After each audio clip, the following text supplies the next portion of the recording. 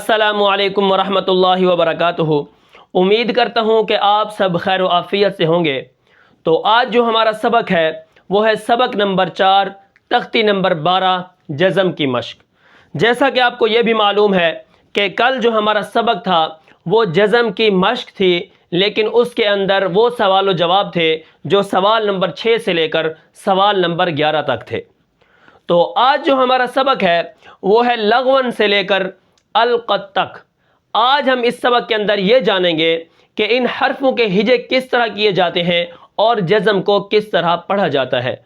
तो चलिए सबक को शुरू करते हैं। तो सबसे पहले जो हमारा कलमा है वो है लगवन। अब हमने इसके अंदर ये देखना है कि किस हर्फ पर हरकत है, किस हर्फ के ऊपर जज़म है और किस हर्फ के ऊपर दो ज़बर है, और इसको वक्फ के अंदर किस तरह पढ़ा जाता है और इसके हिजे किस तरह होते हैं। तो चलिए सबक को शुरू करते हैं। अब देखें, लाम गैन ज़बर लग।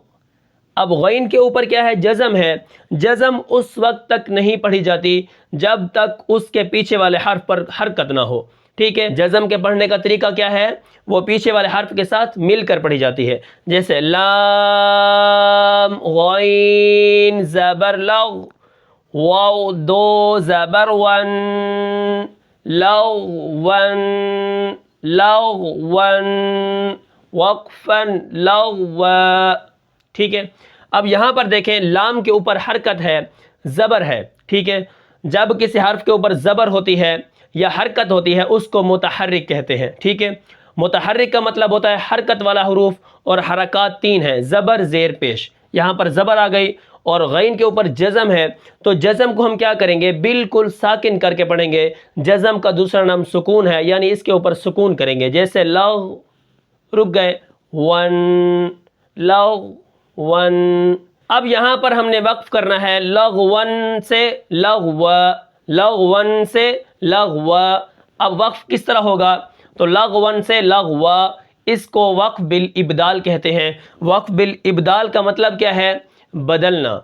ठीक है, दो ज़बर की तनवीन को हालत वक्फ में अलिफ से बदल देंगे, तो ये क्या है? वक्फ बिल इब्दाल है। और ये दो मौके हैं।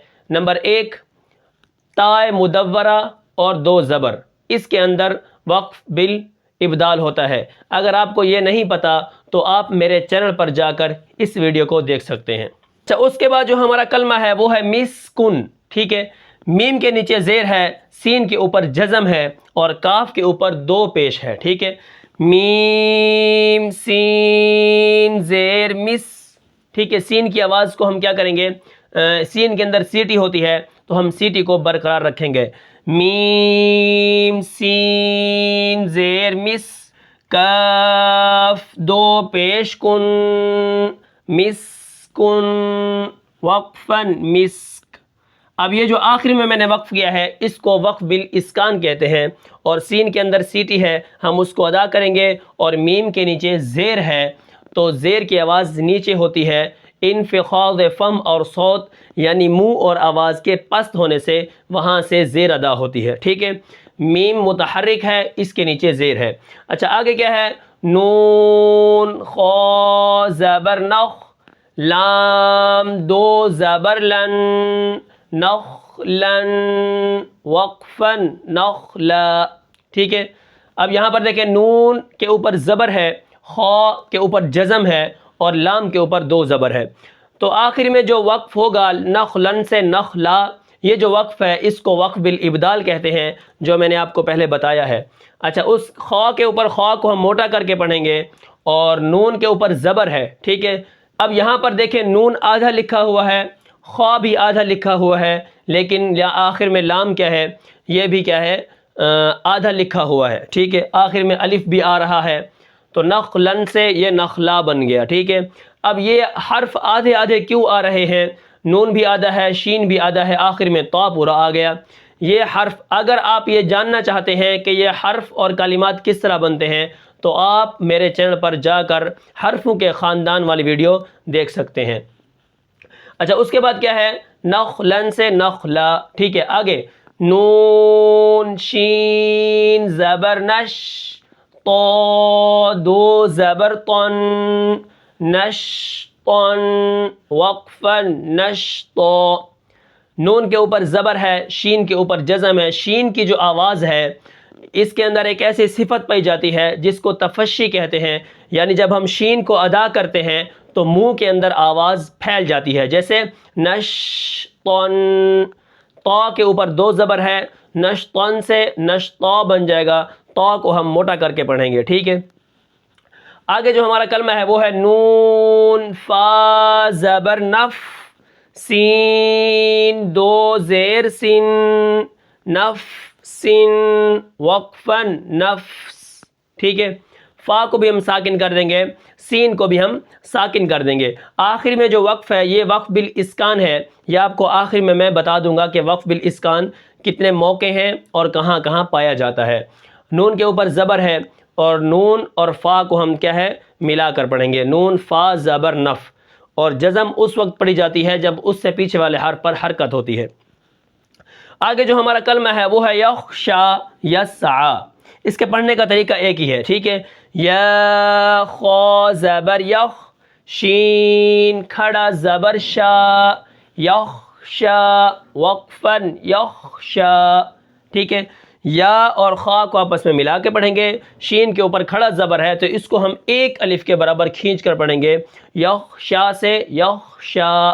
خا کو جو ہے یخشا کلکلا بھی نہ ہونے پائے. ٹھیک ہے، یخشا. خا کو ہم موٹا کر کے پڑھیں گے اور شین کے اوپر کھڑا زبر ہے اس کو ہم ایک الف کے برابر کھینچ کر پڑھیں گے. آگے اب یسعا کے ہجے کس طرح ہوں گے؟ یا سین زبر یس. جب بھی ہم کسی کلمے کو پڑھیں گے اس کے کلمے کا جو پہلا حرف ہوگا، اس کلمے کا جو پہلا حرف ہوگا اس کو ہم کھینچ کر پڑھیں گے. جیسے یا سین زبر یس، عین کھڑا زبر ع، یسعا وقفن یسعا. ٹھیک ہے، یا اور سین، یا کو سین کے ساتھ ملا کر پڑھیں گے کیونکہ سین کے اوپر جزم ہے، جزم پیچھے والے حرف کے ساتھ مل کر پڑھی جاتی ہے. ٹھیک ہے، اس کے اندر یسعا کلکلا بھی نہ ہونے پائے اور یسعا سیٹی بھی ادا ہونی چاہیے. جیسے یسعا. اور عین کو ہم کیا کریں گے زور لگا کر پڑھیں گے اور اس کے اوپر کھڑا زبر ہے تو اس کو ہم کیا کریں گے ایک الف کے برابر کھینچ کر پڑھیں گے. اس کے بعد جو ہمارا کلمہ ہے وہ ہے یتلو. اب یتلو کے ہجے کس طرح ہوں گے؟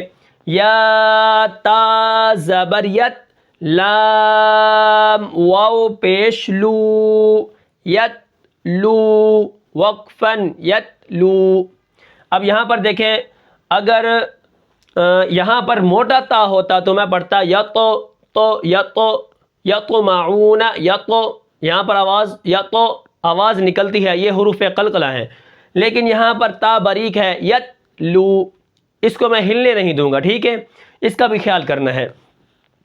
اب یا تا زبر یت، لام واو پیش لو. اب یہ جو واو ہے یہ واو مدہ ہے. مدہ کے اوپر کیونکہ آخر میں سکون ہے تو سکون کے اوپر ہی وقف ہوگا، حروف مدہ کے اوپر ہی ہم وقف کریں گے. یتلو سے یتلو. ٹھیک ہے، یہ لام واو پیش لو ہے، لام واو ساکن ہو اس سے پہلے پیش ہو تو وہ واو مدہ ہوتی ہے. اب یہاں پر دیکھیں یا مدہ آخر میں ہے، یہدی. یہاں پر بھی سکون کے اوپر وقف ہو رہا ہے، حروف مدہ کے اوپر وقف ہو رہا ہے. یا ہا زبر یہ، دال یا زیر دی، یہدی وقفن یہدی. ٹھیک ہے، یہدی یہدی یہدی. تو ہم کیا کریں گے یہدی کو بھی کیا کریں گے ہا کو جو ہے بالکل ساکن کر کے پڑھیں گے اور ہا جو ہے سینے کی طرف سے ادا ہوتا ہے. ٹھیک ہے، یہدی دال یا زیر دی، اس کو ہم ایک الف کے برابر کھینچ کر پڑھیں گے کیونکہ آخر میں یا مدہ ہے اور مدہ کے اوپر ہی وقف ہو رہا ہے. تو آگے جو ہمارا کلمہ ہے وہ ہے القط. اب اس کے ہجے کس طرح ہوں گے؟ حمزہ لام زبر ال، قاف تا زبر قط، القط القط القط. اس طرح نہیں پڑھیں گے. القط سکون ہے، بیچ میں بھی ساکن ہے لام اور تا آخر میں ساکن ہے، تو اس کا خیال کریں گے کہ ان کے اندر قلقلے کے حروف پیدا نہ ہوں. القط. ٹھیک ہے، اچھا اس کے بعد یہاں پر میں نے 1 2 3 4 چیزیں لکھی ہوئی ہیں. جزم کا مطلب جو ہے، جزم کا مطلب ہے سکون. ٹھیک ہے. ہم لغون مسکن، سکون کا مطلب ہوتا ہے رک جانا، جاتے جاتے آپ رک گئے. ٹھیک ہے، تو یہ کیا ہے، سکون کا جزم کا مطلب کیا ہے، سکون ہے. ٹھیک ہے، اب یہاں پر جزم یہاں پر جہاں پر بھی آئے گی ہم اس کے اوپر رک جائیں گے. یس آ یت لو یخشا، یہ جزم کا مطلب ہے. اس کے بعد یہاں پر وقف بالاسکان میں نے لکھا ہوا ہے. وقف بالاسکان کے 5 مواقع ہیں. اس کا مطلب یہ ہے کہ آخر میں 5 چیزیں ایسی ہوتی ہیں اگر وہ آ جائیں تو وہاں پر وقف بالاسکان ہوتا ہے. وہاں پر آواز اور سانس کو کس طرح توڑتے ہیں اور حرف کو کس طرح پڑھنا چاہیے. سب سے پہلے زبر، دوسرا زیر، تیسرا پیش، پھر 2 زیر، پھر 2 پیش. یہ 5 مواقع ہیں وہاں پر وقف بالاسکان ہوتا ہے. اب دیکھیں یہاں پر مسکن سے 2 پیش آ گئی، میں پڑھوں گا مسک. ٹھیک ہے، آگے اب کیا ہے، یہاں پر دیکھیں نفسن سے نفس. ٹھیک ہے، یہاں پر دیکھیں میں اس کو وقف بالاسکان ہے تو اس کو میں ساکن کر دوں گا. اب یہاں پر باقی حروف مدہ کے اوپر ہو رہا ہے، یہ وقف بالسکون ہے. تو باقی جو مثالیں ہیں آپ قرآن مجید کے اندر دیکھ لیں گے. اگر آخر میں زبر ہوگا الحمدللہ رب العالمین سے الحمدللہ رب العالمین، الرحمن الرحیم سے الرحمن الرحیم، اہدنا آگے نستعین سے کیا ہے، نستعین سے نستعین، ہم اس کو ساکن کریں گے. ٹھیک ہے، 1 زبر، 1 زیر، 1 پیش، 2 زیر، 2 پیش، یہ 5 مواقع ہیں. اس کے اندر ہم وقف بالاسکان کریں گے. اس کے بعد ہے حرفوں کے خاندان. اگر آپ کو حرفوں کے خاندان کا نہیں پتا تو آپ جا کر میرے چینل پر اس ویڈیو کو دیکھ سکتے ہیں. وہاں پر میں نے یہ بتایا ہے کہ لام آدھا کیوں لکھا ہوا ہے، غین آدھا کیوں لکھا ہوا ہے. لیکن یہاں پر کہیں پر دیکھیں آپ خواہ یہاں پر آدھا لکھا ہوا ہے، یہاں پر دیکھیں نون آدھا لکھا ہوا ہے، لیکن اگر نون آخر میں آ جائے تو وہاں پورا آ جاتا ہے. یہاں پر دیکھیں مسکن، سین یہاں پر آدھا ہے، آخر میں سین پورا آ گیا.